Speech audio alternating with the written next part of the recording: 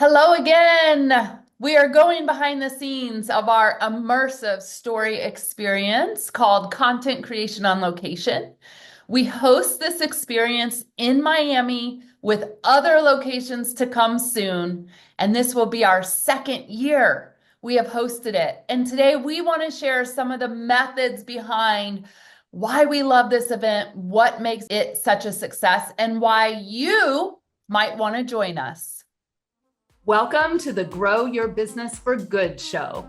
This is a place where coaches and consultants gather so you can learn how to lead a world-class business that does not tax your time, your energy, or your financial resources. We are your hosts, Shannon Hernandez and Amy Hager of the Joyful Business Revolution. And our number one goal is to bring you clarity and insight on how to grow your business for good.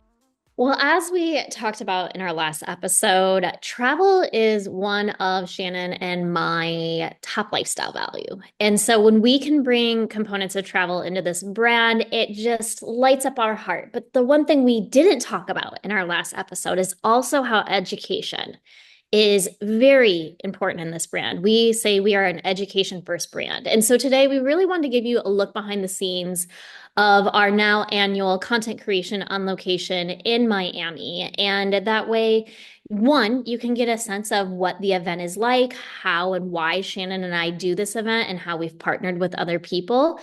But two, maybe if you're sitting here thinking, gosh, I would love to be doing events in my brand, I'm just not quite for sure what to think about. Hopefully, us sharing behind the curtain will help you see that. And so I think the very first thing of any event, there needs to be a vision and a why.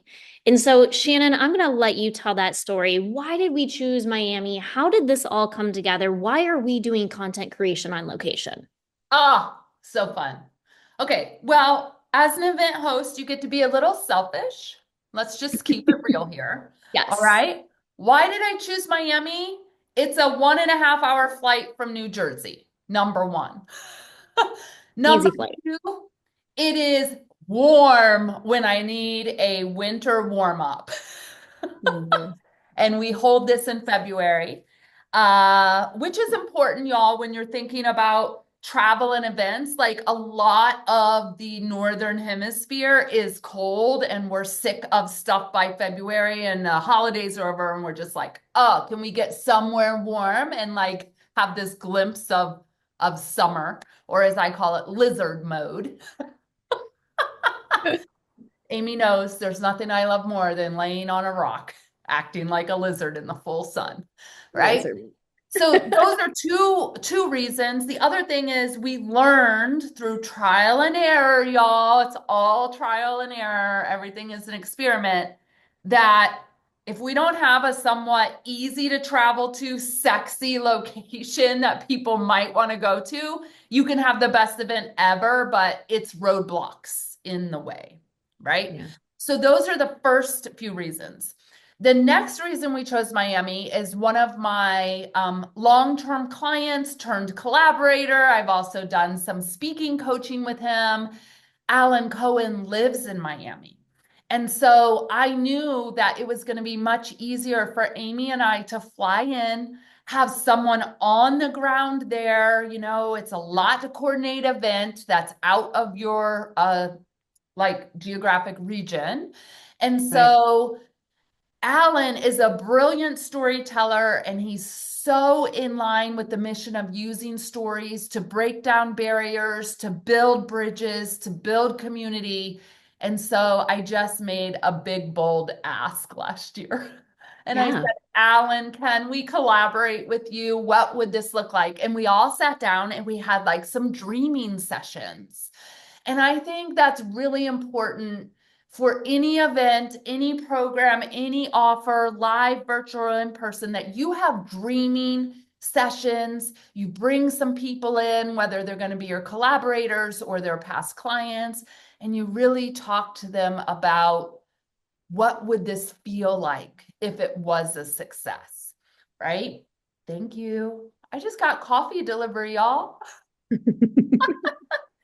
these were like the top of mind reasons, but also Alan's a Mhm. fantastic connector and collaborator as Yeah. well. And so that's why I chose Miami, and chose to work with Alan. Amy, how about you? Because you've been through this process now and we've kind of made it an annual event, which is super fun. What do you love about Miami and where we host the event? I love that it's walkable. So I don't have to worry about renting a car. I can just Uber from the hotel or from the airport to the hotel and not have to worry about jumping in a car again. I also get really car sick. So riding with people in the car, not cool.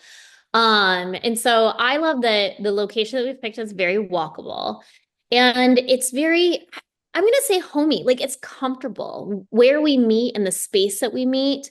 There's comfortable chairs to sit in. We're not putting you in like those folding chairs or a theater type learning environment. We're not putting you at 8 or 10 at a round table. Like we've got comfy, cozy furniture. And so as you're interacting and brainstorming and having these lessons and workshop style sessions with us, you're also comfy. And I think the other part too, I've been doing events for years. I used to be an event planner in the nonprofit space. I've done golf events, I've done Vegas events, I've done, you know, events in very odd places now that I think about it. But, anyways, that's for another episode.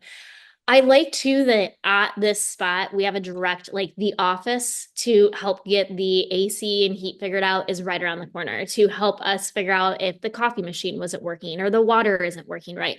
So the on-site support there is so handy dandy. It's really, really nice to just be able to go over there and say, hey, we need this, or hey, can we troubleshoot this? One room's colder, one room's hotter. What's going on here? So once I got on site, those were the things that I really, really appreciated. But I'm not going to lie, rolling into this was really Shannon and Alan's vision. And I was like, heck yes, I'm on board with this. And so sometimes as a collaborator, you may not have all the answers, but I knew there was going to be a bigger part that I could play for support role on site, enrolling people in attending the content creation on location, and then being able to really be there to guide people once we were on site. So yeah. Yeah. And I think what I want everyone to take away from this, 13 years ago, I was teaching content to people sitting on my 700 total Mhm. square foot apartment in Brooklyn on pillows Yeah. for $25 a person. And I included a big vegan lunch, right? We have to start where we are, y'all. Yeah. And your small events in your home or in your local community center can be super profitable as well. All right. Right. So the vision grew from 3 or 4 people sitting on pillows because they didn't have enough furniture on the wooden floor in a 4-story walk up in Brooklyn, all the way to now we're in Miami. We have 25 people max in the room. Amy, I want to talk about that. Please make sure I don't forget. All right. We've got comfortable furniture. They can sit on the floor if they want. Some of them do, but they've got furniture.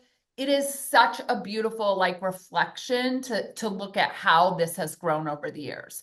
All right. The other thing about the events that I want to host, and that's what this entire season is about, you're going to notice a theme.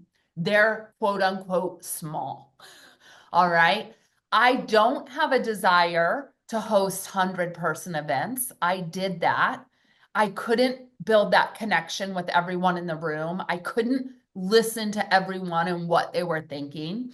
Right. Um, and there's just a different energy around a 100-person event for $97, where you then have to really have the weight of selling stuff to break even versus 25 people at $1,500 for a beautiful experience for everyone. And I don't need to sell, and I don't sell at these events, right? Right. And so that's really important when you're thinking about one, events you want to host, but two, events you want to attend. If you're paying 97 or 397 or 297 or any of those low, You are going to be You're gonna pitched. get It is pitched. going to be a pitch fest. Yeah. And if you're anything like me and Amy, you don't want to sit through that shit. No. Right? We're education first, we're content rich, we're relationship driven. And so this is why we have it in Miami. Yeah. Also, from a practical side, because y'all know we're about marketing and messaging that move the people, the purpose, and the profit, we don't have to pay for that room in Allen's big um, Community. community. Because he's a resident, he gets those 2 rooms for free.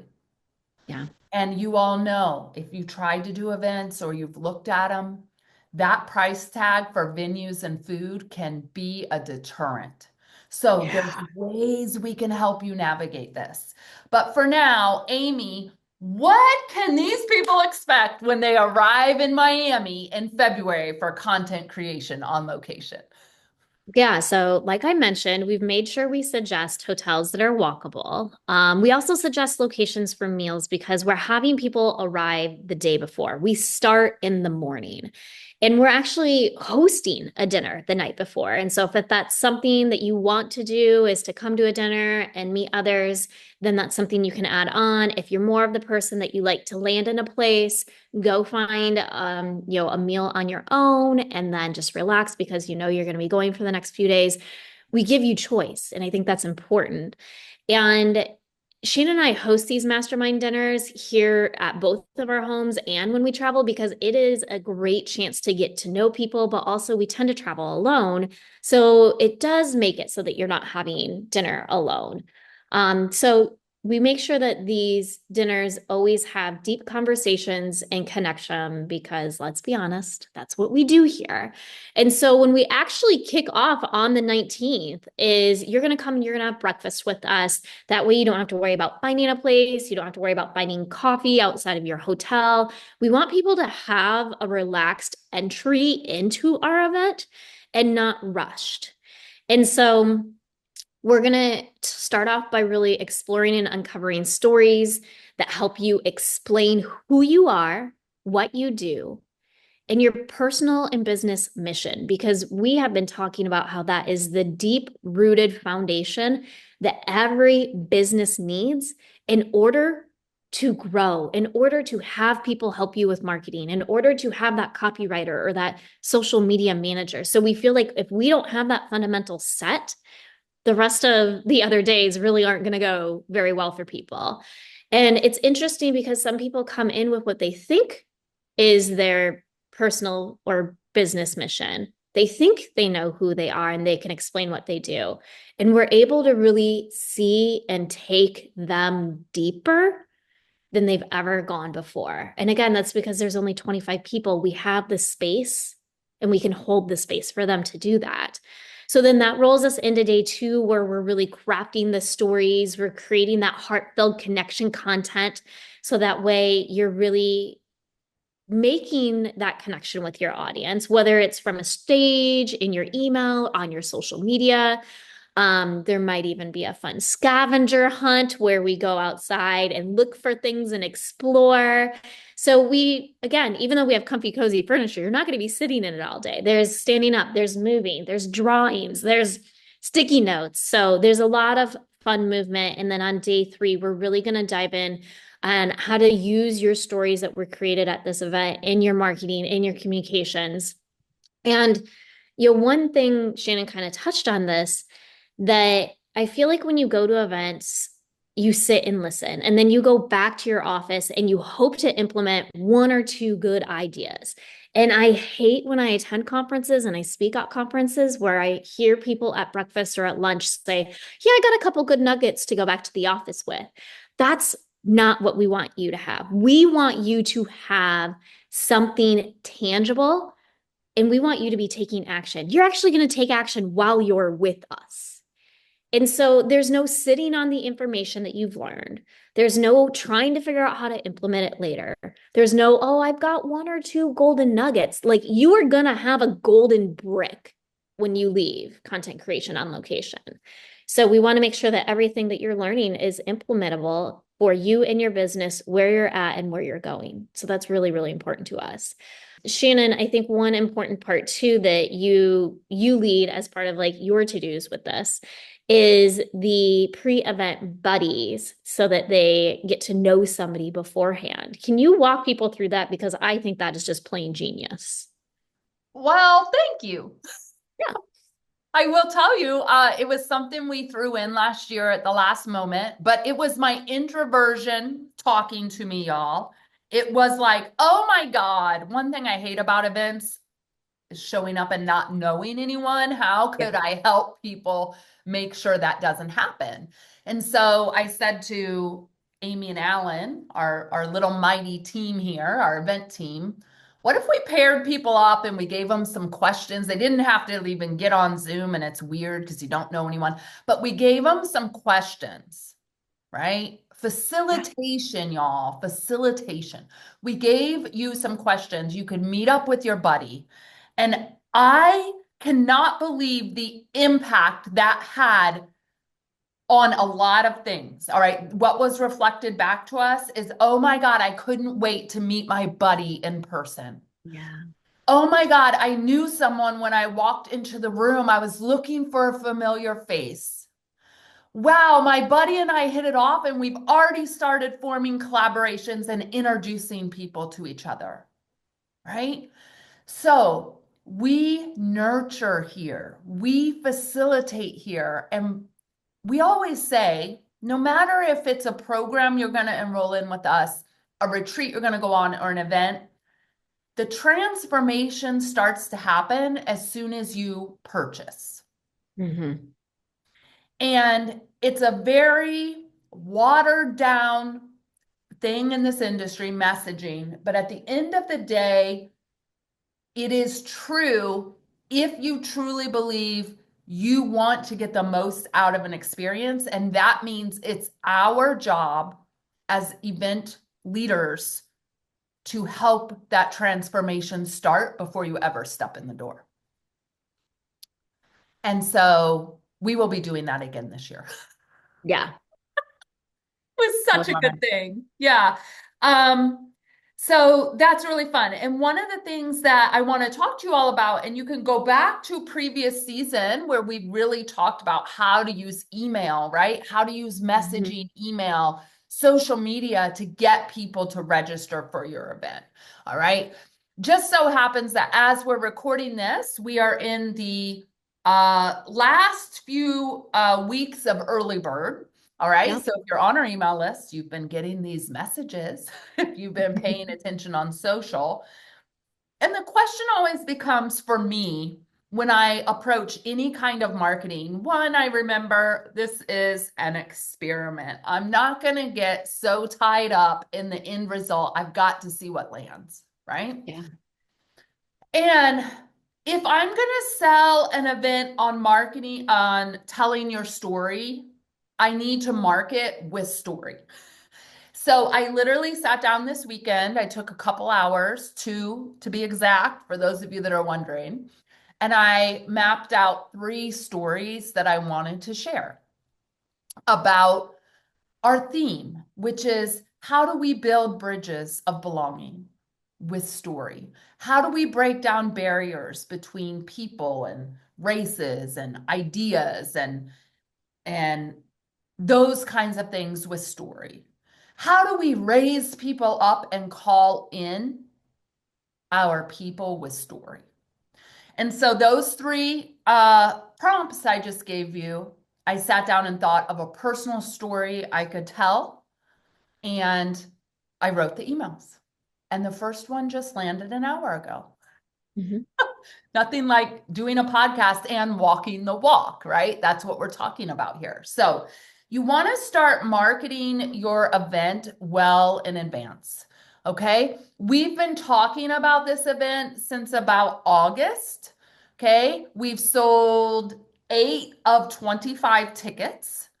I Mhm. forgot, y'all, I forgot to even talk to my list about the event, really, like in solo emails. It's been sprinkled in, but I'm trusting the people who are paying attention are going to get their early bird ticket in the next few weeks. And if it's not, they'll come back around and pay full price and be fine with it, right? But your marketing strategy for an event really starts with, hey, I'm thinking about hosting an event in February, in April, whatever, around story. Would you be interested? It's a hand raiser post, this powerful messaging. We talk about putting it on social media, send it out to your list, see what the response is. Okay. What do these initiatives do? These little experiments in your messaging and marketing. First, it validates an idea. Yep. It helps you have interest, like you can follow back up with these people. You can go deeper and say, what did you mean about that? What would you like to learn? Can you help me really brainstorm through this? All right. And it also builds this list of 25 that we are known for here, which is a personal outreach list. Okay. And once you're ready to start selling tickets, this is the first group of people that you really reach out to. Yeah. Okay. So, Amy, what about the first kind of event sales emails? Like, I think a lot of times people are so needing to get all the things perfectly in place first. Mm-mm. They operate like that here.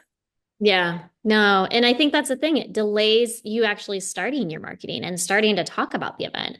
So I always say, as long as you know the date, the location, and the pricing, it is time for you to start talking about it. And, I always like to start with a personal reach out because I know someone who would benefit from coming and being with us. So I want to give them the most heads up on the date, time, location, and investment so that way they can have time to plan.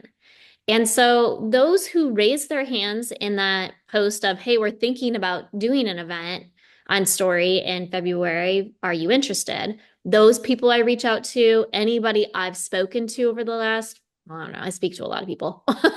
I reach out to them and I make sure we talk through like what the experience will be like. And even if we don't have it all fleshed out, I can sometimes take what they want back to, well, let's plan some of this in there. This is what I'm hearing people actually say they need. So it's not just about selling tickets, it's about really curating the event for what you see as the expert, for what your audience is saying that they need, and bringing it, as Shannon says, to the people. And so making sure that your sales are actually heartfelt invitations, like you're inviting someone to your house for dinner. And you want to also make sure you have the right people in the room. So making sure that you're having conversations with people who are interested to make sure that they're ready for an event like this, to make sure that they won't feel left behind or feel too far ahead, that they are in the right space. And, we do transfer, like Shannon said, we're getting ready to end our early bird and go into, I guess, quote unquote, late bird. And so after the early bird campaign ends, making sure that you're still talking about this event. And some people are early planners and they will book their tickets, book their hotels, and get everything 6 months in advance. Others plan week by week, I feel like, right? And so we have 8 right now. We can have up to 25. We're ish halfway through our, I guess, entire campaign. I know we're going to get people at the very end of it as well, into January saying, hey, you still have that thing in February, right? Is there room? Can I come? And so being open to, again, meeting people where they're at and helping them see that this is the right event for them. But make sure you're keeping on building the momentum, talking about the experiences, talking about your sessions, the results that people are going to get. And please do not forget that last chance campaign where it's down to the last few days for people to register so that you can have the right amount of food ordered, so that you can have the right amount of supplies over. And this is really a mindset about more is better, or sorry, not more is better is better when it comes to talking about your events. And especially when I'm working in the nonprofit space, they're getting down to the end of their close date for registration. And they're like, oh my God, we need to send more emails. We need to send more emails. We need to, no, make personal reach outs, connect with your people deeply, better is better. So make sure you reflect and look at your stats, see what's landing, see what's not. If you've been consistent, follow what you've outlined. And if you're not getting the registration, know that it's probably a messaging problem and not a we need to send more problem. So I think that's really, really key. Yeah. And nowhere in any of this did you hear something that just chaps my ass, which is I need to get more butts and seats. Oh, it's the worst Oh saying. my God. How many people say this to us? Y'all, if you are saying this, if you are thinking it, if it is any part of your energetic composition when you approach your messaging and your marketing, you might just get ass cheeks in a seat, Yeah. not an invested person who's invested in their growth, not a person who's gathered around community and the content and really wants to see you succeed as an event host, but wants to see everyone else succeed as well as themselves succeed, Mhm. right? So please, if you've fallen into the lingo, the industry lingo and the trap, there's a few of them. I'm going to recap. Cheap ass tickets so you can sell, you can quote unquote fill a room or get butts and seats, then you have to do a hard sell the entire time. It's an energy. I used to Mhm. run events like this. I didn't like it because the whole 3 days I was thinking about how I was going to sell to get out of the red. Yeah. Okay. Also, I think everyone here will agree. You paying $97 for a 3-day event versus $1,500 for a 3-day event, the quality of people in that room are more committed, more serious, more community driven. Yeah.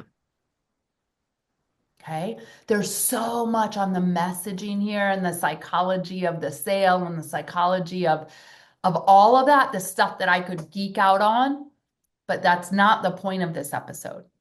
This episode was to take you behind the scenes so you can learn a little bit more about the event, how the event has evolved since that 4 person sitting on the floor in Brooklyn, um, and really what you can expect from the Yeah. moment you purchase your ticket till the moment you leave. And by the way, our events do not end when you leave, right? You are part of our JBR fam. You're a revolutionary, y'all. We call you the Revs, just so you know. All right. So, in the next episode, I think you're going to love it. We're bringing in a guest who showed up at content creation on location 6 months ago, thinking she was clear in her message, she was clear in her offers, she was clear in her asks. And in day 2, she burst down in tears. We loved her and supported her. And 6 months later, her message is on point. She's got 12 calls booked this week in her calendar. She's published a book. She's started a podcast. And not only that, the transformation was so huge, we're bringing her back as a main speaker this year. And you'll get a chance to hear from her directly on our podcast next week, but also at Content Creation on Location. We still have tickets available, so if you'd like to grab yours before they're gone, check out the event and everything we have in store for you at joyfulbusinessrevolution.com/story immersion. Adios, y'all. Hi.